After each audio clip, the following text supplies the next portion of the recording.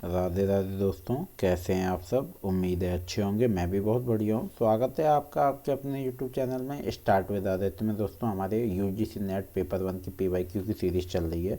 तो आज हम आपके लिए लेके आए 13 नवंबर 2020 का शिफ्ट 1 का पेपर। दोस्तों, मैं पेपर स्वयं सॉल्व करके आपको कराना चाहता हूँ, लेकिन दरअसल बात अभी थोड़ा समय नहीं निकल पा रहा, क्योंकि मुझे स्वयं भी पढ़ना है। उसमें जो है समय ज़्यादा लगेगा दोस्तों वीडियो बनाने के लिए, इसलिए अभी वो आपके सामने मैं नहीं ला पा रहा हूँ। लेकिन मैं आपको ये बात ज़रूर बताता हूँ कि वो आपको मैं लेके आऊँगा 2022-23 के जो पीवाईक्यू हैं वो मैं स्वयं सॉल्व करके और आपको कराऊँगा, ताकि मुझे भी उनकी प्रैक्टिस करनी है। तो दोस्तों चलिए, अगर आपने अभी तक चैनल को सब्सक्राइब नहीं किया तो दोस्तों चैनल को सब्सक्राइब जरूर कर लें, और साथ ही साथ बेल आइकन दबा दें और वीडियो को लाइक शेयर और कमेंट जरूर करते रहा करिए दोस्तों। तो यहाँ पे हमारा पहला प्रश्न है। आइए पहले प्रश्न की ओर चलते हैं। कथनों को निम्नलिखित सूची में विमर्शी चिंतन स्तर के शिक्षण की विशेषताओं तथा उनकी मूलभूत अपेक्षाओं को चिह्नित कीजिए। शिक्षक सूचनाओं और विचारों को व्यवस्थित तरीके से प्रस्तुत करता है ताकि आवश्यकता पड़ने पर उन्हें याद करने में मदद मिले। शिक्षक छात्र छात्राओं के मस्तिष्क में विचार दृढ़ करने हेतु अभ्यास कराता है। समस्याओं के संभावित तार्किक समाधान प्राप्त करने के उद्देश्य से मुद्दों को विचारार्थ उठाया जाता है और उन पर चर्चा की जाती है। शिक्षक छात्र छात्राओं से उदाहरण और समानांतर विचार देने के लिए कहता है। तर्कों में निहित आधारों का अन्वेषण और उनकी व्याख्या करने के लिए संवादात्मक रूप में शैक्षिक सत्र कराए जाते हैं। तो दोस्तों, जो विकल्प हैं आपके ऑप्शन वो हैं ये फर्स्ट और दो, थर्ड और फोर्थ, और सी है थर्ड और फिफ्थ, और डी है फोर्थ और फिफ्थ। तो दोस्तों आपका सी वाला जो है वो आपका सही है, थर्ड और फिफ्थ। तो थर्ड और फिफ्थ क्या है? समस्याओं के संभावित तार्किक समाधान प्राप्त करने के उद्देश्य से मुद्दों को विचारार्थ उठाया जाता है और उन पर चर्चा की जाती है। तर्कों में निहित आधारों का अन्वेषण और उनकी व्याख्या करने के लिए संवादात्मक रूप में शैक्षिक सत्र कराए जाते हैं। ठीक है दोस्तों, यहाँ इसकी जो व्याख्या है वो दोस्तों कुछ इस प्रकार है। विमर्शी चिंतन स्तर के शिक्षण में समस्याओं के संभावित तार्किक समाधान प्राप्त करने के उद्देश्य से मुद्दों को विचारार्थ उठाया जाता है और उन पर चर्चा की जाती है। साथ ही तर्कों में निहित आधारों का अन्वेषण और उनकी व्याख्या करने के लिए संवादात्मक रूप में शैक्षिक सत्र भी आयोजित कराए जाते हैं। वस्तुतः अधिगम स्तर के आधार पर शिक्षण को 3 हिस्सों में बांटा गया है: स्मृति आधारित, अवबोध आधारित और एवं विमर्शी स्तर आधारित शिक्षण। ठीक है दोस्तों, चलिए अगला प्रश्न है। प्रभावोत्पादक शिक्षण में निम्नलिखित में से कौन सा प्रमुख व्यवहार है? छात्रों को स्वयं अपने या अन्य छात्रों के उत्तर की विवेचना के लिए प्रोत्साहित करना। बी है छात्र द्वारा अपनी कथित बात का सारांश बनाना। सी है शिक्षक भावी आयोजन के उद्देश्य से टिप्पणियां करता है। चलिए दोस्तों, डी है आपका उन अधिगमकर्ताओं के विचार स्पष्ट करना जिनकी समझ का स्तर भिन्न हो सकता है। तो दोस्तों उत्तर डी जो है वही आपका सही है। उन अधिगमकर्ताओं के विचार स्पष्ट करना जिनकी समझ का स्तर भिन्न हो सकता है। प्रभावोत्पादक शिक्षण में उन अधिगमकर्ताओं के विचारों को स्पष्ट करने का विशेष ध्यान दिया जाता है जिनकी समझ का स्तर भिन्न हो सकता है। ज्ञातव्य है कि प्रभावोत्पादक शिक्षण इफेक्टिव टीचिंग की संकल्पना सीखने से संबंधित होती है, जिससे बच्चों के व्यक्तित्व के संज्ञात्मक, भावात्मक तथा क्रियात्मक पक्षों को ध्यान में रखते हुए उनके सर्वांगीण विकास का प्रयास किया जाता है। इस प्रकार के शिक्षण में छात्र, शिक्षक, पाठ्यक्रम और वातावरण सबका योगदान देखने को मिलता है। ठीक है दोस्तों, अगला प्रश्न है। निम्नलिखित में से शिक्षण की उन रणनीतियों का चयन कीजिए जो अधिगमकर्ता केंद्रित हैं। साइबरनेटिक्स, श्रव्य दृश्य सहायक, शिक्षण सामग्री की सहायता से दिया गया व्याख्यान, प्रश्न उत्तर सत्र और व्यवहारिक कार्य आधारित परियोजना, समूह चर्चा। तो निम्नलिखित विकल्पों में से अपना उत्तर चुनिए। ए और फर्स्ट और चौथा, फर्स्ट और दूसरा, तीसरा चौथा और चौथा पांचवा। तो ए आपका सही उत्तर है दोस्तों, पहला और चौथा। पहला क्या है? साइबरनेटिक्स, और चौथा है व्यवहारिक कार्य आधारित परियोजना। दोस्तों आपको एक और बात बता दूं कि आपको जितने भी ऑप्शन विकल्प देखने को मिलेंगे सब में कोड दिए होंगे। आपको वन लाइनर क्वेश्चन कोई भी देखने को नहीं मिलेगा। और इसमें आपका सुमेलन, कंप्यूटर के 5 प्रश्न और गद्यांश और तालिका और नंबर सीरीज और अल्फ़ाबेटिक जो भी रीजनिंग आती है दोस्तों, ब्लड रिलेशन, लॉजिकल रीजनिंग, और अगर आप परसेंटेज भी आपने अगर अपनी सही कर ली है दोस्तों, तो आपको सिलेक्शन लेने से, आपको जेआरएफ लेने से कोई नहीं रोक सकता दोस्तों। बस इतनी चीज़ें कर लीजिए, आपके सारे उत्तर सही, आपका सिलेक्शन हो जाएगा, आपको जेआरएफ मिल जाएगा। शिक्षण की अधिगमकर्ता केंद्रित रणनीतियाँ हैं साइबरनेटिक्स, स्वायत्त नियंत्रित अध्ययन और व्यवहारिक कार्य तथा आधारित परियोजना आदि। चलिए दोस्तों अगले प्रश्न की ओर चलते हैं। अगला प्रश्न है, निम्नलिखित में से कौन सा क्रम भारतीय उच्च शिक्षा में शिक्षण समर्थन प्रणाली के विकास को सही ढंग से प्रतिबिंबित करता है? दृश्य, श्रव्य, कार्डिक, मौखिक, दृश्यपरक और आईसीटी आधारित। कार्डिक, मौखिक, दृश्यपरक, दृश्य श्रव्य और आईसीटी आधारित। आईसीटी आधारित, दृश्य श्रव्य, कार्डिक, मौखिक और दृश्यपरक। दृश्यपरक, कार्डिक, मौखिक, आईसीटी आधारित और दृश्य श्रव्य। तो दोस्तों जो बी है वो आपका सही उत्तर है, बी में है सेकंड, कार्डिक, मौखिक, दृश्यपरक, दृश्य श्रव्य और आईसीटी आधारित। ठीक है दोस्तों, भारतीय उच्च शिक्षा में सहायक सामग्री अथवा प्रणाली को कार्डिक, मौखिक, दृश्यपरक, दृश्य श्रव्य और आईसीटी आधारित प्रणाली के रूप में देखा जा सकता है, जहां प्रारंभ में उच्च शिक्षा बोलकर श्रुति परंपरा प्रदान की जाती थी। इसमें शिक्षार्थियों द्वारा सुनकर एवं पुस्तक को पढ़कर सीखने का प्रयास किया जाता था। कालांतर में शिक्षण हेतु दृश्यपरक माध्यमों यथा टीवी प्रोजेक्ट आदि ने इसमें योगदान दिया। इसी क्रम में उपग्रह आधारित कार्यक्रम में तथा आईसीटी का भी शिक्षा में अधिगम विस्तार हेतु क्रांतिकारी योगदान रहा। निम्नलिखित में से किस मूल्यांकन प्रणाली में शिक्षण के दौरान अनौपचारिक रूप से मूल्यांकन होता है? विकल्प आधारित प्रणाली में मूल्यांकन, कंप्यूटर आधारित परीक्षण के माध्यम से मूल्यांकन, संकलनात्मक मूल्यांकन, निर्माणात्मक मूल्यांकन। तो डी जो है वो दोस्तों आपका सही उत्तर है, निर्माणात्मक मूल्यांकन। ठीक है दोस्तों, निर्माणात्मक मूल्यांकन प्रणाली में फॉर्मेटिव एवोल्यूशन शिक्षण के दौरान अनौपचारिक रूप से मूल्यांकन होता है। वस्तुतः निर्माणात्मक मूल्यांकन को हम सकारात्मक मूल्यांकन के नाम से भी जानते हैं। इसके द्वारा शिक्षक अपनी शिक्षण प्रक्रिया में सुधार करके छात्रों के अधिगम एवं उनकी सीखने की क्षमता में वृद्धि करता है। इस प्रणाली में छात्र एवं अध्यापक दोनों की ही गुणात्मक प्रक्रियाएं शामिल होती हैं। ठीक है दोस्तों, मूल्यांकन के पर्याय हैं वाद विवाद, व्यक्तिगत कार्य, चेकलिस्ट, मौखिक प्रश्नोत्तर और अवलोकन ब्यौरा आदि को शामिल किया जाता है। ठीक है दोस्तों, चलिए अगले प्रश्न की ओर चलते हैं। अगला प्रश्न है सुमेलन। दोस्तों यहाँ आपका आ गया, सेट 1 है शोध के प्रकार, दूसरा है वर्णन किसने। तो मौलिक शोध, व्यवहारत शोध, क्रियात्मक शोध और व्यक्तिगत अध्ययन शोध। तो दोस्तों हम यहाँ सुमेलन में आपके कोड ही मिलेंगे दोस्तों, आप देखते जाइएगा, आपको वन लाइनर एक आध ही प्रश्न देखने को मिलेगा, वरना सब में कोड होंगे। यहाँ ए सही उत्तर है, ए का 5th, बी का 3rd, सी का 2nd, डी का 1st। तो दोस्तों जो सही सुमेलन है वो कुछ इस प्रकार है। मौलिक शोध सिद्धांत निर्माण के माध्यम से ज्ञान कोश में अभिवृद्धि, व्यवहार शोध नई परिस्थितियों में सत्य सिद्धांत के अनुप्रयोग की संभावनाओं को तलाशना, क्रियात्मक शोध हस्तक्षेप आधारित सुधारात्मक पहल, व्यक्तिगत अध्ययन शोध विशिष्टताओं पर केंद्रित गहन अध्ययन, स्पष्टीकरण। मौलिक शोध यह नवीन ज्ञान की वृद्धि का साधन है। इसमें नवीन सिद्धांतों का प्रतिपादन तथा नवीन तथ्यों की खोज की जाती है, जिससे ज्ञान के क्षेत्र में वृद्धि होती है। व्यवहार शोध ऐसे भी अनुसंधान जिसमें व्यवहारिक अनुप्रयोगों की खोज की जाती है अथवा मौलिक अनुसंधानों को व्यवहारिक रूप में परिवर्तित करने के प्रयास किए जाते हैं, व्यवहारिक अनुसंधान कहलाते हैं। ठीक है दोस्तों, चलिए अगले प्रश्न की ओर चलते हैं। अगला प्रश्न है क्रियात्मक शोध। ये एक प्रकार के तत्कालिक अनुसंधान होते हैं जो एक निश्चित समाज में किसी तथ्य की खोज करते हैं या प्रत्यक्ष समस्या का समाधान प्रस्तुत करते हैं। तो डी जो है वो है व्यक्ति अध्ययन विधि। ये एक ऐसी पद्धति है जिसमें किसी सामाजिक इकाई के जीवन की घटनाओं का अन्वेषण तथा विश्लेषण किया जाता है। दूसरे शब्दों में अगर हम इसको एक और तरीके से समझें दोस्तों, तो ये है एक सामाजिक इकाई के रूप में किसी व्यक्ति, संस्था अथवा समुदाय का अध्ययन किया जाता है। ठीक है दोस्तों, समझ में आया यहाँ तक।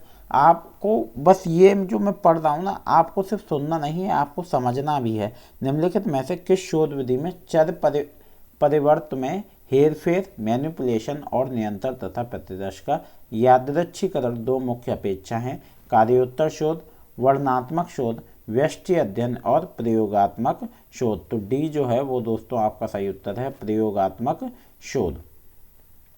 प्रयोगात्मक शोध एक्सपेरिमेंटल रिसर्च विधि में चर परिवर्त में हेरफेर और नियंत्रण तथा प्रतिदर्श का यादृच्छिकरण के रूप में दो मुख्य अपेक्षाएं हैं। वस्तुतः प्रयोगात्मक शोध विधि अनुसंधान हेतु प्रयुक्त होने वाली प्रमुख विधि है। इसमें चरों के माध्यम से कारण संबंध स्थापित किया जाता है, जिसमें यह सिद्ध किया जाता है कि कारण है तो कार्य होगा तथा कार्य है तो कारण होगा।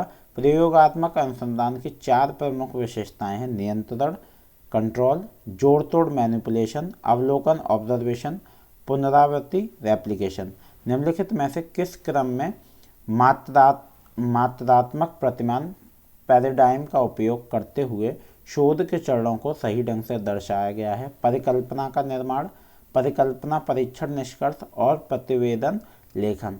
शोध समस्या का निर्धारण, परिकल्पना का निर्माण, परिकल्पना परीक्षण, सामान्यीकरण एवं निष्कर्ष तथा परिणामों का निर्धारण। दोस्तों ये आपको बताना है ये इसमें से कौन से सही तरीके से लिखा है, समझे आप।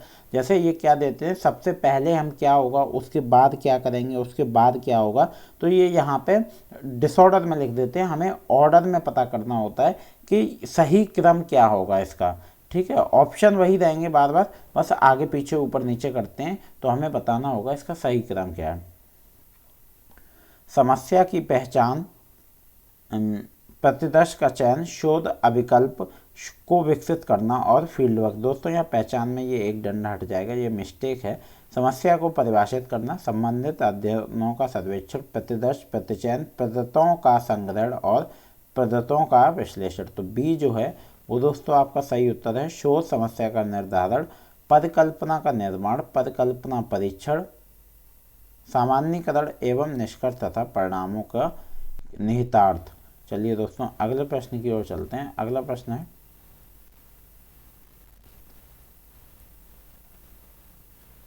शोध आचार नीति के संदर्भ में निम्नलिखित में से किसे सबसे असुरक्षित चरण माना जाता है? अध्ययन के उद्देश्य एवं कार्यक्षेत्र को परिभाषित करना, समग्र एवं प्रतिदर्श पद्धति को परिभाषित करना, पद्धतों का विश्लेषण, उनकी व्याख्या तथा परिणाम की जानकारी, शोध के साधनों का चयन, चाहे वे गुणात्मक अथवा मात्रात्मक हों।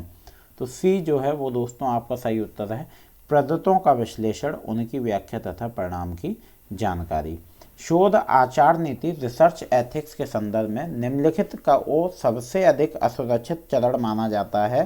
पद्धतों का विश्लेषण, पद्धतों की व्याख्या, परिणाम की जानकारी। तो दोस्तों यहाँ जो सही उत्तर है, प्रत्येक अनुसंधान में नैतिकता बनाए रखना परमावश्यक है, जैसे ईमानदारी, अखंडता, निरपेक्षता, गोपनीयता, बौद्धिक संपदा, सम्मान, गैर भेदभाव तथा सामाजिक जिम्मेदारी आदि। यहाँ दोस्तों आपको समझे नैतिकता बनाए रखना क्या जरूरी है, परम आवश्यक है। जैसे नैतिकता में हमारा क्या आता है, ईमानदारी आती है, अखंडता आती है, निरपेक्षता आती है, गोपनीयता आती है, बौद्धिक संपदा, सम्मान, हम किसी से भेदभाव ना करें, है ना, हमारी सामाजिक कुछ जिम्मेदारी होती हैं, ईमानदार बने रहें, अखंडता रहे, है ना। तो ये सारी चीज़ें हमारी क्या हैं, नैतिकता हैं। चलिए दोस्तों अगला प्रश्न है, निम्नलिखित में से किस कारण के आधार पर शोध में सूचना और संप्रेषण प्रौद्योगिकी ICT का अनुप्रयोग सर्वाधिक उपयोगी है? शोध की लागत कम करने के लिए, अकादमिक अलंकरण हेतु, शोध के प्रदत्तों की उपलब्धता की गुंजाइश में विस्तार हेतु, संवादात्मक अंतक्रिया के संवर्धन हेतु। तो दोस्तों सी जो है वो आपका सही उत्तर है, शोध के प्रदत्तों के उपलब्धता की गुंजाइश में विस्तार हेतु। चलिए दोस्तों अगला प्रश्न है, विद्यार्थियों द्वारा कक्षा में प्रभावी ढंग से सुनने का आधार है शिक्षक के प्रति सहानुभूति, अनौपचारिक शिक्षा में रुचि, तदनुभूतिक अधिगम, स्मरण करने की चाह। तो सी जो है वो दोस्तों आपका सही उत्तर है, तदनुभूतिक अधिगम।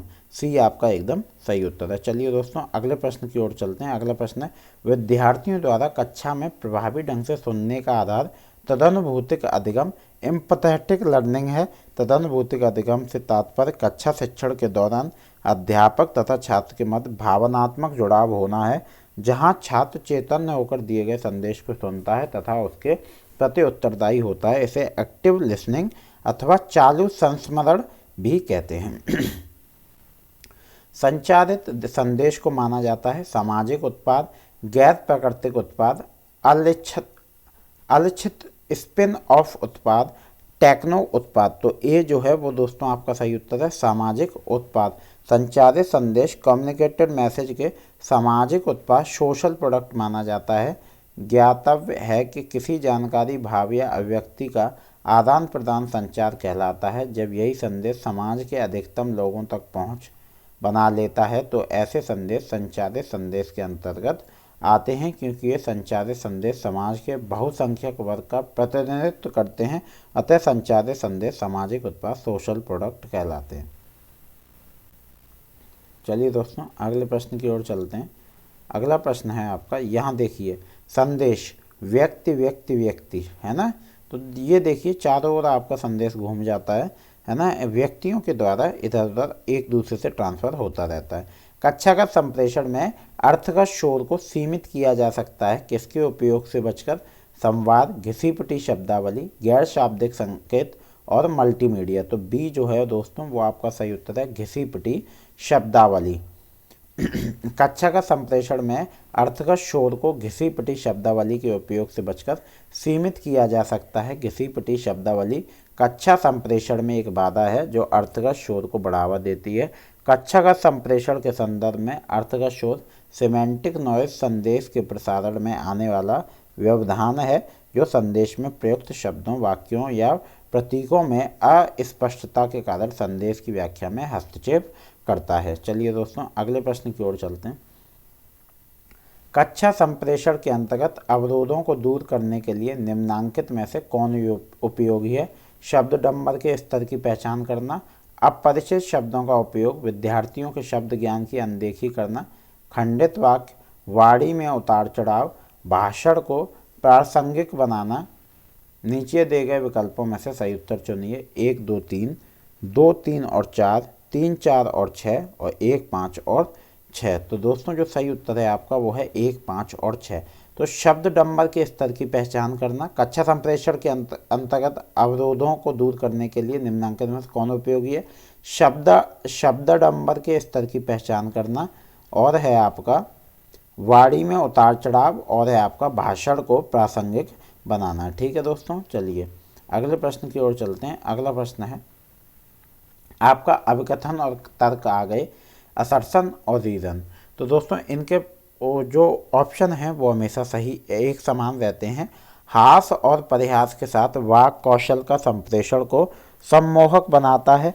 तर्क आर है, आलंकारिक हस्तक्षेप कक्षा संचार को उद्देश्य परक नहीं। तो दोस्तों अगर आप मेरी ये पहली वीडियो देख रहे हैं तो मैं आपको ऑप्शन बता देता हूँ, वरना मैं जो मेरी PYQ की प्लेलिस्ट है आप एक बार जाके ज़रूर प्ले करें दोस्तों, ताकि आपको समय बच सके और आप सिर्फ यही क्लास देख रहे हैं तो आप पूरा सेशन ले सकें। लगभग मैंने 20 PYQ आपको करा दिए मैं 2023 से लेकर 2018 से लेकर 2023 तक के जून के सारे PYQ आपको 6 तारीख तक करा दूंगा दोस्तों। तो ए है, ए और आर दोनों सही हैं, आर ए की सही व्याख्या है। ए और आर दोनों सही हैं और आर ए की सही व्याख्या नहीं है। ए सही है परंतु आर गलत है, ए गलत है परंतु आर सही है। तो दोस्तों सी जो है वो आपका सही उत्तर है, ए सही है परंतु आर गलत है। अभिकथन ए सही है क्योंकि हास और परिहास के साथ वाक कौशल कक्षा संप्रेषण को सम्मोहक बनाता है। वस्तुतः शिक्षण कक्ष का नीरस माहौल संप्रेषण में बाधा उत्पन्न करता है, अतः उचित समय पर हास परिहास कक्षा का शिक्षण को रुचिकर बनाता है तथा तनाव को घटाता है।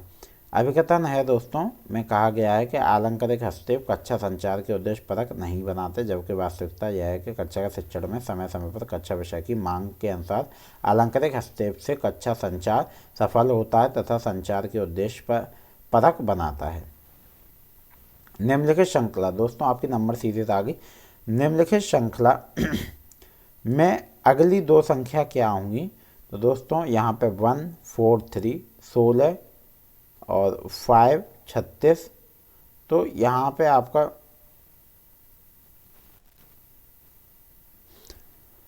पे आपको लगाना है कि आपकी कौन सी सीरीज बनेगी। दोस्तों यहाँ पे 2 सीरीज बनाओगे आप तभी बन सकेंगी।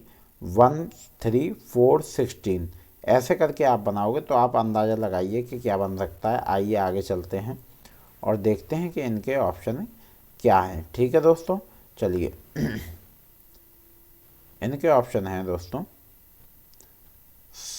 7,50, बी है 7,64, सी है 8,72 और डी है 8,81। तो दोस्तों उसमें जो श्रृंखला दी गई थी वो है 1, 4, 3, 16, 5 और आपका 36, 9, 100। तो दोस्तों आप 1 और 3 को ज्वाइंट करिए तो आपका 1 का स्क्वायर प्लस 2, 3 है ना। तो उसमें फिर क्या है आपका, नहीं स्क्वायर नहीं है, प्लस 2 है, सिर्फ 4 वाले में है। हाँ, तो यहाँ आपका क्या है 1 + 2, 3 + 2, 5 + 2 और 7 + 2। तो ये आपका दोस्तों आ गया, तो एक में आ जाएगा 7। अब 4 वाले देखिए, 2 2 जा 4 और यहाँ पे 4 4 जा 16, 6 6 जा 36, 8 8 जा 64 और 10 10 जा 100। ठीक है दोस्तों, तो आपका 7 और 64 आपके सही उत्तर हो गए। 3 संख्याओं का औसत 22 है। दोस्तों पेन और पेपर निकाल लीजिए, मैं इस फ़ोन पर लिख नहीं सकता हूँ, नहीं आपको तो 3 संख्याओं का औसत क्या है 22। ठीक है, वो 3 संख्या पूछेगा कौन सी हैं। 3 संख्याओं का योग है, 3 संख्याओं का योग 24 है और इन 2 संख्याओं का अनुपात 7:5 है। इन 3 संख्याओं को ज्ञात कीजिए। इनका योग कितना है 24 और औसत कितना है 22 और रेशियो है 7:5। तो संख्या देखिए, 3 संख्याओं का औसत 22 हो गया, 3 संख्याओं का योग 22 × 3 66 और 2 संख्याओं का योग एक सेकंड दोस्तों, हाँ 2 संख्याओं का योग 24 है। 3 का 66 हो गया, 2 का 24 योग। तो तीसरी संख्या 66 - 24 = 42। तो आपका तीसरी संख्या क्या हो गई 42 हो गई। प्रश्न 7, 12 यूनिट = 24, 1 यूनिट = 2। तो पहली संख्या 7 यूनिट = 14 और दूसरी संख्या 5 यूनिट = 10। तो आता है संख्या 14 10 42। तो यहाँ दोस्तों आपकी निकल आई 14 10 42। ये आपकी हो गई दोस्तों सी आपका सही उत्तर हो गया। अब ABCD दोस्तों, आप जब भी आपको पेपर मिले, आप पेपर देने जाएं ऑनलाइन तो रफ पेपर मिलता है, सबसे पहले ABCD लिख लें, उस पर नंबरिंग कर लें और थोड़ा गैप दे के लिखें ताकि आपको सॉल्व करने में दिक्कत ना हो। यदि किसी कूट भाषा में केमिस्ट्री को DGFLJRQZ लिखा जाता है तो इसी कूट भाषा में जियोमेट्री को किस रूप में लिखा जाएगा। दोस्तों ये बहुत आसान प्रश्न है और इन प्रश्नों को कभी गलत मत करिएगा। अगर आप इन प्रश्नों को गलत कर देंगे तो आपका सिलेक्शन नहीं हो पाएगा, आपके हाथ में JRF नहीं आएगी। तो दोस्तों डी जो है वो सही उत्तर है, SDPLFSSX। ABCD लिख लीजिए बस दोस्तों, नंबरिंग डाल लीजिए, हो जाता है। जितना इधर गैप दे रहे हैं उतना ही आप गैप दे दीजिए बस। जैसे केमिस्ट्री लिखा है, जिस नंबर से केमिस्ट्री को चेंज किया जा रहा है उसी अल्फ़ाबेट से उसी नंबर उतने ही गैप दे के आप चेंज कर लीजिए। यदि A + B का 20% AB के 50% के बराबर है और A - B का 40% AB के 70% के बराबर, तो BA का कौन सा भाग होगा। दोस्तों ये आपको सॉल्व करके ही पता चलेगा। 3/17 होगा। चलिए देखते हैं। A + B × 20% = AB × 50%। तो 2A + 2B = 5AB है ना। तो ये आपका हो गया 14A + 14B = 35AB तथा A - B, ये आपने एक सॉल्व कर लिया। A - B × 40% = AB × 70%। तो 4A - 4B = 7AB। तो 20A - 20B = 35AB। 2 इक्वेशन हमने बना ली। ठीक है, यहाँ हमारे पास 2 इक्वेशन आ गई। तो समीकरण 1 तथा समीकरण 2 से -6A = -34B B/A = 6.34। तो आपका आ गया 3/17। निम्नलिखित श्रृंखला में अगला पद क्या होगा। ABB BCF CDL। आपका दोस्तों देखिए, ABB BCL CBF ABB BCF और है दोस्तों CDL।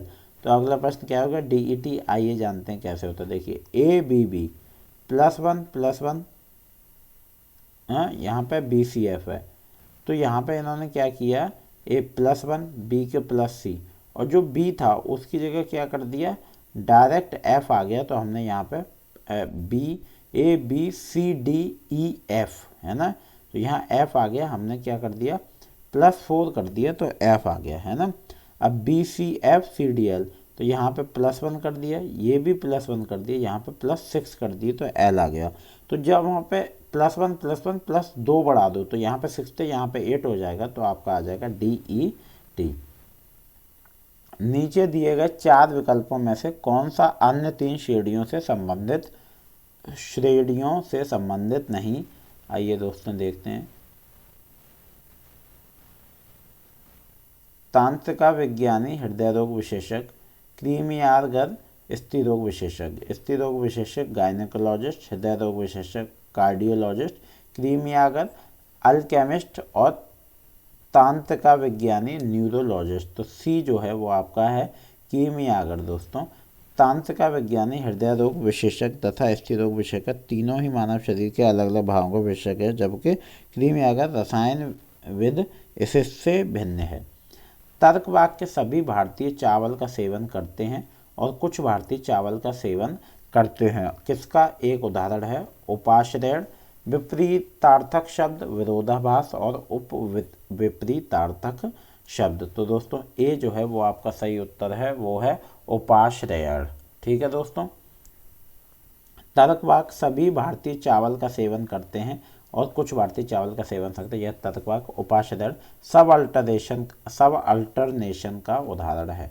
ठीक है दोस्तों। चलिए सर्वव्यापी सकारात्मक ए, अंशव्यापी सकारात्मक आई। चलिए दोस्तों अगले प्रश्न की ओर चलते हैं। भारतीय तर्कशास्त्र में ज्ञान के किस साधन से दो वस्तुओं के बीच समानता प्राप्त की जाती है, तुलना, अनुमति, प्रत्यक्षण और निहितार्थ। तो दोस्तों ए जो है वो आपका सही उत्तर है, तुलना। भारतीय तर्कशास्त्र में तुलनात्मक ज्ञान कंपैरिजन रूपी साधन से दो वस्तुओं के बीच समानता प्राप्त की जाती है। भारतीय तर्कशास्त्र में न्याय दर्शन के प्रेरता गौतम ज्ञान के 4 साधन बताते हैं।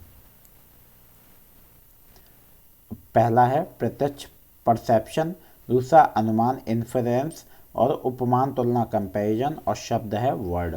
ठीक है दोस्तों। चलिए अगले प्रश्न की ओर चलते हैं। अगला प्रश्न है, निम्नलिखित में से कौन सा कथन भाषा के सूचनात्मक उपयोग को अव्यक्त करता है। मेरी कक्षा से बाहर चले जाएं, आप इतने विलंबित क्यों हैं, मैं अपने छात्रों को समयनिष्ठ रहने का अनुरोध करता हूं, वे अत्यधिक देखभाल करती हैं और सहयोगशील हैं। तो डी जो है वो दोस्तों आपका सही उत्तर है, वे अत्यधिक देखभाल करती हैं और सहयोगशील हैं। वह अत्यधिक देखभाल करती हैं और सहयोगशील हैं, यह कथन भाषा के सूचनात्मक उपयोग को अव्यक्त करता है। भाषा की सूचनात्मक अभिव्यक्ति अधिकतर विश्लेषणात्मक रिपोर्टों, विवरणों, तर्कों और रोजमर्रा के भाषण या अभिव्यक्ति में देखी जाती हैं। भाषा का यह सूचनात्मक रूप एक प्रकार का घोषणात्मक कथन होता है। मिस्टर एक्स कंगाल हैं, इसलिए उसको महाविद्यालय में प्रवेश देने में वरीयता दी जानी चाहिए। यह तर्क दोष किस प्रकार के दोष का द्योतक है। एड होमिनेन, एड मिजरकोर्डियम, एड बैकुलम, और दोस्तों इग्नोरेशियो इलेंकाई। ठीक है दोस्तों। एड का मतलब यह तो है एडवोकेट। ठीक है दोस्तों। एड का मतलब एडवोकेट होता है, तो बी सही उत्तर है, एडवोकेट मिजरकोर्डियम। मिस्टर एक्स कंगाल, इसलिए महाविद्यालय में प्रवेश देने में वरीयता दी जानी चाहिए। इस तर्क वाक्य में एड मिसेरिकॉर्डियन तर्क दोष निहित है। चलिए दोस्तों अगले प्रश्न की ओर चलते हैं। अगला प्रश्न है, आपकी दोस्तों तालिका आ गई है। अगले प्रश्न है, निम्नलिखित तालिका पर विचार करते हुए उस आधारित प्रश्नों पर 26 से 30 का उत्तर दें। और ये दोस्तों देखना, आप 31 से 35 तक कंप्यूटर के प्रश्न आएंगे, आप देख लेना। 46 से 50 तक गद्यांश के आएंगे, ये मैं आपको अभी बता दे रहा हूँ। और आपके 36 से 40 तक एनवायरनमेंट के आएंगे। दोस्तों जब भी तालिका आए, आपसे वो कुछ भी प्रश्न पूछे, सबसे पहले तालिका पे एक नज़र घुमाएं। जो वो पूछ रहा है बस आपको वही बतानी है। प्रकाशन भवन ABCDEFG, है ना। पुस्तकें और अकादमिक गैर अकादमिक पुस्तकों का अनुपात, वितरित पुस्तकों का प्रतिशत और प्रकाशन गृह में वितरकों की संख्या। चलिए दोस्तों, प्रकाशन गृह ए और डी द्वारा प्रकाशित अकादमिक पुस्तकों की संख्या में कितना अंतर है। दोस्तों यहाँ देखते हैं, ये सब आपको दिया है। तो सबसे पहले हम अंतर निकालने के लिए ए और डी का जब टोटल निकालेंगे तभी तो अंतर निकाल पाएंगे ना। तो ए और डी ये दी हुई है प्रकाशित पुस्तकों की संख्या, टोटल दिया हुआ है ए और डी में, ठीक है। अब वो पूछ रहा है अकादमिक पुस्तकों की संख्या में कितना अंतर है। अब अकादमिक पुस्तकें खोल लीजिए, अकादमिक पुस्तकों का अनुपात दिया हुआ है, यहाँ से आपको संख्या निकालनी पड़ेगी तभी तो जो सी है वो 540 सही उत्तर है। प्रकाशन गृह ए द्वारा प्रकाशित अकादमिक पुस्तकों की संख्या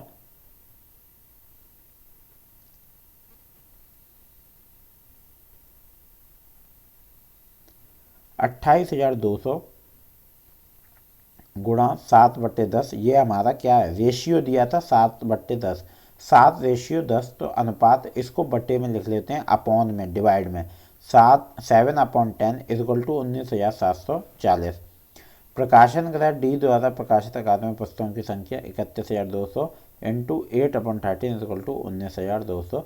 तो अभीष्ट अंतर हो जाएगा आपका 19,740 माइनस 19,200, ये आपका हो गया 540। ठीक है दोस्तों, चलिए। यदि प्रत्येक वितरक को प्रकाशक ई समान संख्या में पुस्तकें देता है तो प्रत्येक वितरक को कितनी पुस्तकें दी गई हैं, 1024, 1014, 986 और 962। तो बी जो है दोस्तों वो आपका सही उत्तर है, बी है आपका 1014। ठीक है दोस्तों,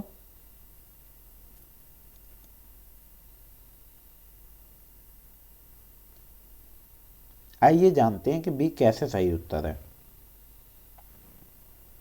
प्रकाशक ई द्वारा वितरित पुस्तकों की संख्या 63,800, ये हमें टोटल दिया हुआ है। ये 78/100, ये हमें परसेंटेज दी हुई है। तो 338 इंटू 78, 26,364 दोस्तों हो गया। चलिए दोस्तों, प्रत्येक वितरक को दी गई पुस्तक 26,364/26 इक्वल टू 1014। प्रकाशक एफ और जी द्वारा प्रकाशित गैर अकादमिक पुस्तकों की औसत संख्या क्या है। अब ये गैर अकादमिक पुस्तकों की औसत संख्या पूछ रहे हैं, ठीक है। तो हमें क्या करना है, बस टेबल में जाना है, जो तालिका हमें दी हो उसमें वो संख्या डायरेक्ट नहीं दी होगी, हमें वो संख्या निकालनी पड़ेगी। उसमें रेशियो दिया होगा, परसेंटेज दी होगी, या कहीं ना कहीं कुछ टोटल दिया होगा। तो इस चीज़ को आपको ध्यान में रखना है। एफ द्वारा प्रकाशित गैर अकादमिक पुस्तकों की संख्या 35,700 इंटू ये 6/17 है, ये आपका रेशियो दिया होता है, अनुपात, इसको हम डिवाइड में लिख लेते हैं। तो 12,600। जी द्वारा प्रकाशित गैर अकादमिक पुस्तकों की संख्या 37,800, 13/18, 27,300। और इनका दोस्तों क्या पूछ रहा है, वो इनका पूछ रहा है औसत संख्या कितनी है। तो इनका जब हम औसत निकालेंगे तो इन दोनों को प्लस करके 2 से डिवाइड दे देंगे तो आपका आ जाएगा 19,950। ठीक है दोस्तों, तो आपका डी सही उत्तर हो गया।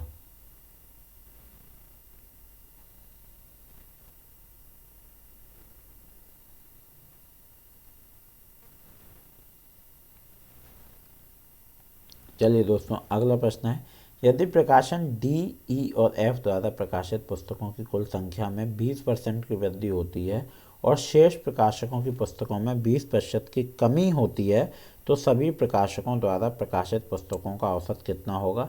31,880, 32,518, 33,318 और 33,610। तो ए दोस्तों आपका सही उत्तर है 31,880। 20% वृद्धि के बाद डी, ई और एफ द्वारा प्रकाशित पुस्तकों की कुल संख्या 31,200 plus 33,800 plus 35,700 into 120% equal to 1,20,840 दोस्तों हो गया। तो इसी प्रकार 20% की कमी के बाद ए, बी, सी, जी द्वारा प्रकाशित पुस्तकों की संख्या सबका टोटल करेंगे, उसके बाद 80% निकाल लेंगे तो ये आपका हो गया 1,02,320 और दोनों को प्लस करके 7 से भाग दे देंगे, आपका औसत आ जाएगा 31,880। तो इस प्रकार हमारा जो सही उत्तर हुआ वो हुआ ए। चलिए दोस्तों, प्रकाशक सी और ई द्वारा वितरित पुस्तकों की कुल संख्या कितनी है। दोस्तों वो ज़्यादातर आपको परसेंटेज से एवरेज निकलवाएंगे, परसेंटेज से टोटल दिया होगा तो छात्र छात्राएं या कुछ भी दिया होगा पुस्तकें एक पार्ट निकलवाएंगे। अगर आपको टोटल दिया होगा तो वो परसेंटेज भी निकलवा सकते हैं। यही प्रश्न आपके बार बार बनते हैं। औसत निकालने के लिए जितने भी दिए हों आप सबका टोटल करिए, जितनी संख्या बन रही है उतने का भाग दे दें, आपका औसत आ जाता है। ठीक है दोस्तों, तो इसका जो सही उत्तर है वो 53,688। वितरित पुस्तकों की संख्या 29,700 इंटू 92%, 27,324 और 33,800 इंटू 26,364, दोनों को प्लस कर दिया तो हो गया 53,688। निम्नलिखित में से सही युग्म की पहचान करें। AVI फाइल ट्रांसफ़र प्रोटोकॉल, मैंने कहा था दोस्तों 31 से 35 तक आपके कंप्यूटर के प्रश्न आएंगे, ये आप PYQ कर करके आप समझ जाएंगे दोस्तों। मॉन्ट्रियल प्रोटोकॉल, क्योटो प्रोटोकॉल और पेरिस समझौता, ये जरूर याद कर लीजिए। इसमें से प्रश्न हर एक PYQ में आ रहा है, लगभग 20 सेट में आपको करवा चुका, 20 में आया है, इसमें भी आएगा, सब में ही आ रहा है। AVI file transferring protocol, Excel word processing software, HDD cloud storage facility और उबंटू ऑपरेटिंग सिस्टम। तो डी जो है दोस्तों उबंटू ऑपरेटिंग सिस्टम है। चलिए दोस्तों अगले प्रश्न की ओर चलते हैं। अगला प्रश्न है अनबंटू दोस्तों है जो एक लाइनक्स आधारित ऑपरेटिंग सिस्टम है जो अधिकांश फ्री और ओपन सोर्स सॉफ्टवेयर से मिलकर बना है, अतः विकल्प डी सही उत्तर है। AV या ऑडियो वीडियो इंटरलेटिव माइक्रोसॉफ्ट द्वारा निर्मित मल्टीमीडिया कंटेनर फॉर्मेट है। HDD से तात्पर्य हार्ड डिस्क ड्राइव और एक्सेल माइक्रोसॉफ्ट ऑफिस सूट। चलिए दोस्तों BCD का क्या तात्पर्य है। Binary coded decimal, binary coded digit, bit coded decimal और बिट कोडेड डिजिट। तो ए है दोस्तों बाइनरी कोडेड डेसिमल। BCD से तात्पर्य बाइनरी कोडेड डेसिमल से है। इसमें संपूर्ण दशमलव अंक को बाइनरी में बदलने के स्थान पर प्रत्येक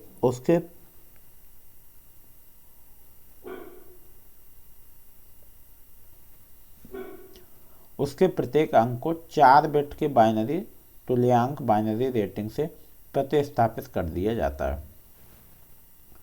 निम्नांकित में से किसमें नेटवर्क वायरस के माध्यम से एक फ़ोन कॉल किया जा सकता है। Video conferencing, tele conferencing, optical fibre और VoIP। तो डी जो है वो दोस्तों आपका सही उत्तर है VoIP। ठीक है दोस्तों,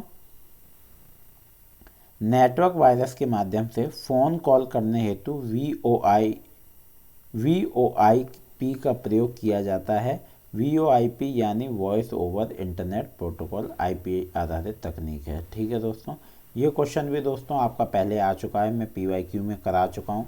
दोस्तों अगर आपने अभी तक चैनल को सब्सक्राइब नहीं किया है तो दोस्तों जल्दी से जल्दी चैनल को सब्सक्राइब कर लें। और दोस्तों जो हमारा टारगेट है वो है इस 6 दिसंबर में 5K सब्सक्राइबर हिट करना। और दोस्तों ये सिर्फ आपकी मदद से पॉसिबल है, आपकी सपोर्ट के बिना ये नहीं हो सकता। तो जल्दी से जल्दी दोस्तों एक बार चैनल को सब्सक्राइब कर लें। आपको दोस्तों अभी हर जून के लिए भी पूरा कंटेंट मिलेगा और हम बेहतर से बेहतर अपनी वीडियो ऑडियो क्वालिटी करने की कोशिश करेंगे। दोस्तों ये जो प्रश्न आ रहा है ये भी मैं पहले करा चुका हूँ आपके PYQ में, ये सारे प्रश्न आ चुके हैं। निम्नलिखित में से कौन अरब बिलियन संलक्षणों का प्रतिरूप है। 1 किलोबाइट, 1 मेगाबाइट, 1 गीगाबाइट, 1 टेराबाइट। तो सी है 1 गीगाबाइट। तो 1 gigabyte equal to 1 billion byte, 1 kilobyte equal to 1000 byte, 1 megabyte equal to 1 million byte और 1 terabyte equal to 1 trillion byte. ठीक है दोस्तों, किसी तृतीय पक्ष द्वारा हेरफेर से बचाव के लिए किसी नेटवर्क में संचरण के पूर्व डाटा विलंघन स्क्रैम्बलिंग को क्या कहा जाता है। संरक्षण प्रोटेक्शन, क्रमचय, परम्यूटेशन, अभिज्ञान डिटेक्शन और कूटबंधन एनक्रिप्शन। तो दोस्तों डी जो है वो आपका सही उत्तर है कूटबंधन एनक्रिप्शन। एनक्रिप्शन संवेदनशील जानकारी को अनाधिकृत हस्तक्षेप यथा हैकिंग आदि से संरक्षित रखने की तकनीक है। इसमें डेटा को अपठनीय गोपन कूटों में बदल दिया जाता है जिसे साइपर टेक्स्ट कहते हैं। इसे एक की मदद से डिक्रिप्ट करके ही पढ़ा जा सकता है। देखिए यहाँ आपको पूरा ऐसा दोस्तों आपको कहीं समझने को नहीं मिलेगा। बाकायदा पूरे डेटा के साथ, बाकायदा पूरे चित्र के साथ फुल एक्सप्लेनेशन आपको दोस्तों ये कहीं देखने को मिलेगी। तो दोस्तों चैनल को जल्दी से जल्दी सब्सक्राइब कर लें। Sender encrypt plain text data, ठीक है, साइपर टेक्स्ट डिक्रिप्ट और प्लेन टेक्स्ट रिसिप्ट, समझ गए। बाढ़ रोकने के लिए कुर्सी ब्लिंथ दीवार बनाने को क्या कहा जाएगा? पूर्व तैयारी, प्रिपेयर्डनेस, निवारण प्रिवेंशन, शमन मिटिगेशन और अनुकूलन अडेप्शन। तो बी जो है दोस्तों वो है निवारण प्रिवेंशन। ठीक है दोस्तों, चलिए अगले प्रश्न की ओर चलते हैं। प्लिंथ वॉल का निर्माण किया जाता है जो कि निवारण रणनीति का निवारण शमन अनुकूलन, सबका दोस्तों इतनी व्याख्या दी हुई है कि आपको कुछ और पढ़ने की जरूरत नहीं पड़ेगी दोस्तों। चलिए अगला प्रश्न है। भारत में वर्तमान में कुल संस्थापित नवीकरणीय ऊर्जा क्षमता में निम्नलिखित में किस किस का योगदान है? सौर ऊर्जा, पवन ऊर्जा, जल विद्युत, शहरी और औद्योगिक अपशिष्ट का ऊर्जा में रूपांतरण और बायोमास ऊर्जा, जियोथर्मल ऊर्जा। तो दोस्तों आपका सही उत्तर है वो है सी 1 2 3 4 और 5। 6 आपका नहीं है। बायोमास ऊर्जा, शहरी और औद्योगिक अपशिष्ट का ऊर्जा में रूपांतरण, जल विद्युत, पवन ऊर्जा, सौर ऊर्जा। ठीक है दोस्तों, चलिए भारत द्वारा 2022 तक 175 GW नवीकरणीय गीगाबाइट होता है दोस्तों GW नवीकरणीय ऊर्जा क्षमता प्राप्त किए जाने का लक्ष्य निर्धारित किया गया। सौर ऊर्जा, पवन ऊर्जा, जल विद्युत 36,000 दोस्तों माफ़ करिएगा 36,910 मेगावाट, पवन ऊर्जा 38,433.55 मेगावाट, जल विद्युत 50,071 मेगावाट, अपशिष्ट से ऊर्जा 472 मेगावाट और बायोमास ऊर्जा 10,145.92 मेगावाट।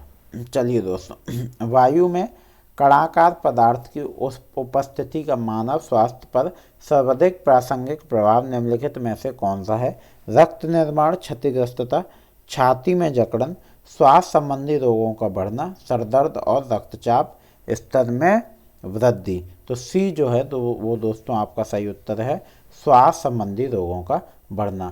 कणाकार पदार्थ पर्टिकुलेट मैटर वायु प्रदूषक हैं जो ठोस एवं द्रव्य कणों में मिश्रण से बनते हैं। 10 mm से छोटे कण पर्टिकुलेट मैटर PM10 व 2.5 mm से छोटे कण PM2.5 कहलाते हैं जो स्वास्थ्य हेतु गंभीर खतरा है। ठीक है दोस्तों, चलिए अगले प्रश्न की ओर चलते हैं। अभिकथन, हिमालयी प्रतंत्र को कायम रखना अत्यंत महत्वपूर्ण है। तर्क, हिमालयी प्रतंत्र अनेक स्वदेशी जातियों का घर है। तो ऑप्शन इनके हमेशा सेम रहते हैं दोस्तों। आइए आपने दोस्तों अगर आप सिर्फ यही वीडियो देख रहे हैं तो आप प्लेलिस्ट जाके एक बार ज़रूर ओपन करें और प्लेलिस्ट में जाके बाकी वीडियो ज़रूर देखें। ठीक है दोस्तों, तो बी जो है ए और आर दोनों सही हैं मगर आर ए की सही व्याख्या नहीं है। हिमालयी प्रतंत्र वनावरण सदा नीरस नदियों की उत्पत्ति, जैव विविधता एवं पर्यटन आदि हेतु अत्यंत महत्वपूर्ण है। यद्यपि यह प्राकृतिक आपदाओं, भूकंप, भूस्खलन, बादल फटना आदि एवं मानवीय क्रियाकलापों के कारण सुभेद व खतरे में है, अतः अभिकथन ए सही उत्तर है। ठीक है दोस्तों, चलिए अगले प्रश्न की ओर चलते हैं।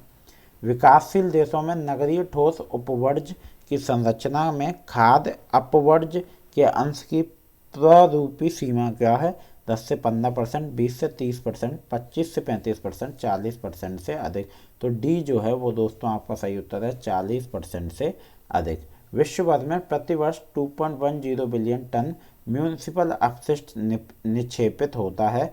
इस कचरे की संरचना राष्ट्रीय आय के अनुसार परिवर्तित होती रहती है।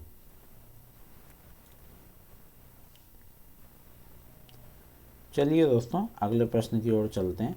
अगला प्रश्न है हमारा, नामित विश्वविद्यालय बनने की अर्हता प्राप्त करने के लिए कृषि संस्थान के पास अन्य अनिवार्य शर्तों को पूरा करने के साथ साथ निम्नलिखित विकल्पों में से क्या और उपलब्धियां होनी अनिवार्य हैं?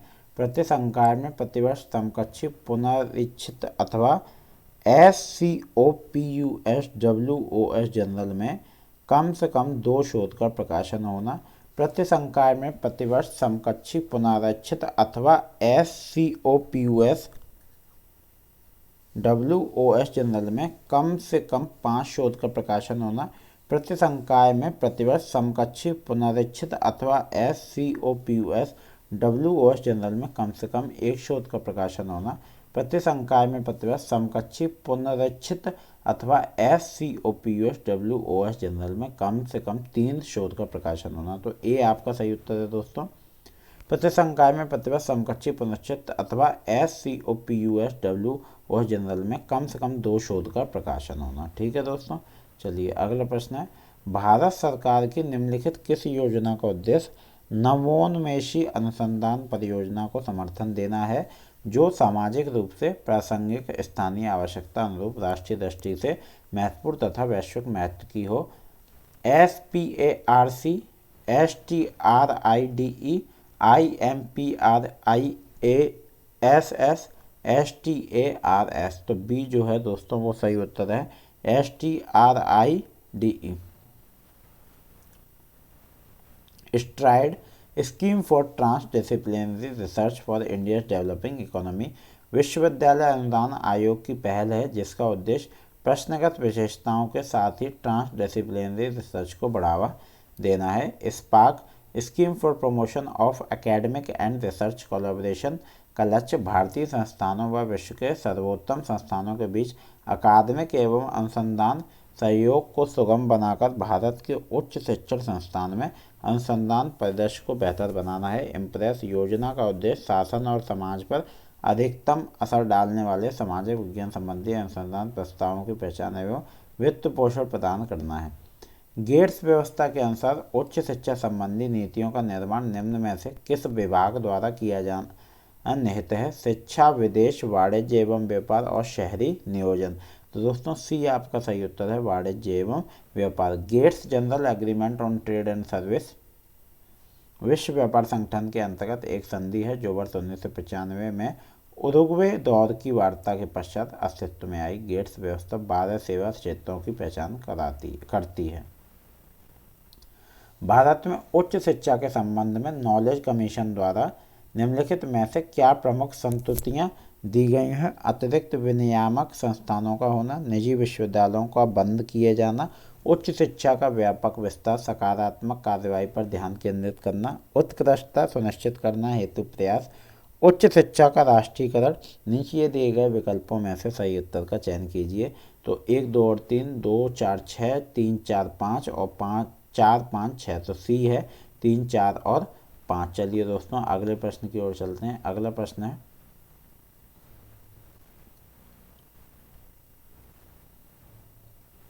नीचे अभिकथन, भारत के उच्च शिक्षण संस्थानों में केंद्रीय विश्वविद्यालयों को उत्कृष्ट माना जाता है। तर्क आर है, अतिश्रेष्ठ छवि होने के बावजूद ऐसे संस्थानों को अंतर्राष्ट्रीय रैंकिंग के शीर्ष पायदान में स्थान प्राप्त नहीं। तो दोस्तों ए और आर दोनों सही हैं। आर ए की सही व्याख्या है, ए और आर दोनों सही हैं और आर ए की सही व्याख्या नहीं है। ए सही है परंतु आर गलत है, ए गलत है परंतु आर सही है। केंद्रीय विश्वविद्यालय संसदीय अधिनियम के माध्यम से स्थापित होते हैं। यह शिक्षा मंत्रालय के अंतर्गत आते हैं। 1 जून 2020 तक भारत में 54 केंद्रीय विश्वविद्यालय कार्यरत थे जो कि भारत के उत्कृष्ट शिक्षा संस्थान है। अतः अभिकथन ए सही उत्तर है। भारत का कोई भी संस्थान विश्व के टॉप 300 उच्च शिक्षा संस्थानों में शामिल नहीं है। Times Higher Education World University ranking 2021। अतः तर्क भी सही है परंतु अभिकथन की सही व्याख्या नहीं करता। चलिए दोस्तों यहाँ से आपका दोस्तों गद्यांश शुरू हो जाता है। मैंने आपसे कहा था दोस्तों एक गद्यांश आपकी तालिका, ये सब आपके पेपर में जरूर आएगा।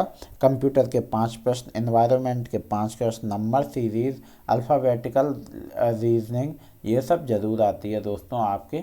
ये प्रश्न बहुत ज़रूरी है। एक स्वतंत्र रूप से नम विनिमय दर प्रणाली तथा स्थिर विदेशी मुद्रा विनिमय बाजार के अंतर्गत राष्ट्र की मुद्रा का अवमूल्यन तब तक होता रहेगा जब तक मौद्रिक घाटा पूरा समाप्त नहीं हो जाता। प्रतिनिधित्व प्लव के तहत राष्ट्र के मौद्रिक प्रतिकरण द्वारा प्राय घाटे को पूर्ण रूप समाप्त करने के लिए अपेक्षित पूर्ण अवमूल्यन की अनुमति प्रदान नहीं।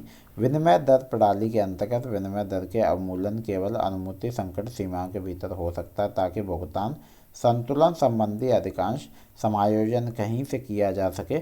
अवमूल्यन को ऐसी सीमा तक अनुमति दी जाती है जब घाटे से ग्रस्त देश में उत्पादन तथा आय को प्रोत्साहन मिले तथा आयात में वृद्धि हो और इस प्रकार एक स्वतंत्र रूप से नम्य विनिमय दर प्रणाली के अंतर्गत अवमूल्यन से उत्पन्न व्यापार संतुलन में आए, मौलिक सुधार में कमी लाए। चलिए दोस्तों, आप पैराग्राफ पढ़िएगा पूरा बड़े विस्तार से और प्रश्न सॉल्व करिएगा। मैं आपको बताता हूँ प्रश्न क्या हैं और इनके उत्तर क्या हैं, क्योंकि मैं पहले भी ये पैराग्राफ पूरा पढ़ चुका हूँ और साथ में इसकी व्याख्या में ही पैराग्राफ दिया गया है। मौद्रिक घाटे के संपूर्ण अवमूल्यन हेतु क्या आवश्यक है? सशर्त विनिमय दर, संपूर्ण मुद्रा अवमूल्यन, परिवर्तनशील विदेशी मुद्रा बाजार और स्वतंत्र विनिमय दर प्रणाली। तो बी जो है दोस्तों वो आपका सही उत्तर है, संपूर्ण मुद्रा अवमूल्यन। ठीक है दोस्तों, प्रस्तुत अवतरण के अनुसार मौद्रिक घाटे के संपूर्ण उन्मूलन हेतु मुद्रा का संपूर्ण अवमूल्यन अवश्य भावी है। ज्ञात हो कि मुद्रा का अवमूल्यन निर्यात को विश्व बाजार में प्रतिस्पर्धी बनाता है, जिससे विदेशी मुद्रा भंडार में वृद्धि होती है। संपूर्ण अवमूल्यन को अनुमति क्यों नहीं दी जाती? ए है दोस्तों, भुगतान संतुलन संबंधी समायोजन कहीं और से किया जाना चाहिए। विदेशी मुद्रा के अभाव के कारण व्यापार संतुलन में सुधार लाने के लिए संपूर्ण अवमूल्यन से घाटा समाप्त नहीं होता है। चलिए दोस्तों अगले, तो इसका जो दोस्तों सही उत्तर है वो है आपका ए, संपूर्ण अवमूल्यन की अनुमति इसलिए नहीं दी जाती कि भुगतान संतुलन संबंधी समायोजन कहीं और से भी किया जा सके। चलिए दोस्तों अगला प्रश्न है, मुद्रा के सीमित अवमूल्यन की अनुमति दी जाती है स्वतंत्र विनिमय दर प्रणाली के अंतर्गत व्यापार संतुलन को समाप्त करने के लिए, विदेशी निवेश पर अंकुश लगाने के लिए, घरेलू उत्पाद बढ़ाने के लिए, उच्चतर आय को कम करने के लिए। तो सी जो है दोस्तों वो आपका सही उत्तर है, घरेलू उत्पाद बढ़ाने के लिए। चलिए दोस्तों अगला प्रश्न है, स्वतंत्र विनिमय प्रणाली के अंतर्गत क्या होता है? धन आपूर्ति में कमी, स्वतः घटित या संबंधी परिवर्तनों की अनुपस्थिति में बेहतर अवमूल्यन, ब्याज दरों में वृद्धि और घरेलू निवेश में कमी। तो बी जो है वो दोस्तों आपका सही उत्तर है, स्वतः घटित आय संबंधी परिवर्तनों की अनुपस्थिति में बेहतर अवमूल्यन। तो बी दोस्तों आपका सही उत्तर है। चलिए दोस्तों अगले प्रश्न की ओर चलते हैं।